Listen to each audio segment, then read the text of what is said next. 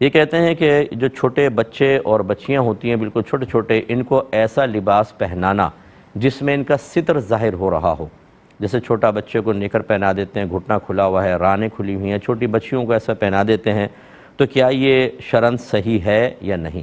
اور اسی طرح اگر بچے کا پیمپر بدلنا ہو یا بچی کا چھوٹا سا دودھ پیتا ہے تو کیا کسی اور کے سامنے اس کو بدلا جا سکتا ہے؟ کوئی شرعی قباحت تو نہیں ہے؟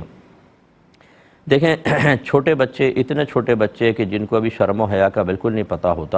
ہونا یہی چاہیے کہ شروع سے ہی ان کے لباس میں احتیاط کریں، کیونکہ جب بچے بڑے ہوتے ہیں تو بعض اوقات یہ بے احتیاطیاں ان کے لیے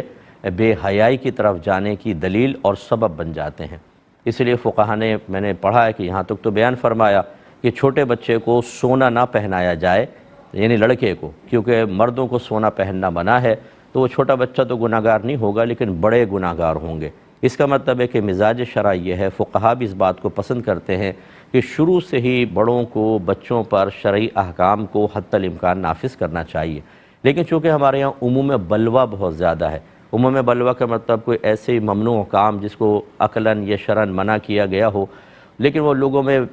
بغیر پری پلان بہت زیادہ عام ہو جائے تو اس میں تھوڑا نرمی کا حکم ہوتا ہے۔ تو چھوٹے بچے چونکہ شرعی احکام کے بھی مکلف نہیں ہیں، اگر ان کے ایسا کوئی لباس پہنایا تو بہرحال بڑوں کو ہم گناہگار تو قرار نہیں دینا چاہیے، اس میں مکروہ قرار دینا چاہیے، لیکن احتیاط ہونی چاہیے۔ پیمپر وغیرہ کے اندر بھی یہ ہے، خصوصاً بچی اگر ہے تو اس کا کو ذرا احتیاطی کرنی چاہیے، جبکہ مرد حضرات بھی درد ہوں اور بچے کے سلسلے میں بھی ہونی چاہیے۔ لیکن اگر کوئی سامنے کر دیتا ہے، جیسے بہت ہی چھوٹے دودھ پیتے بچے ہوتے ہیں، تو گناہ اس کو نہیں کہیں گے، اگرچہ مکروہ ضرور ہے۔ ایک بھائی نے کہا کہ کالی